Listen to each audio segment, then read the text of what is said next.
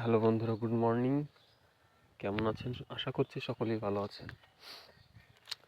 আজকে সকালের দিকে একটু চলে আসলাম মাঠের দিকে। প্রাকৃতিক যে সৌন্দর্য সেটা একটু অনুভব করার জন্য। দেখুন কত সুন্দর সর্ষে ক্ষেতের জমি, কত সুন্দর ফুল। সকালে কুয়াশা ঘেরা, ঝিরি ঝিরি হাওয়া। এই প্রাকৃতিক সৌন্দর্যের মাঝে নিজেকে বিলিয়ে দিতে কতই না ভালো লাগে।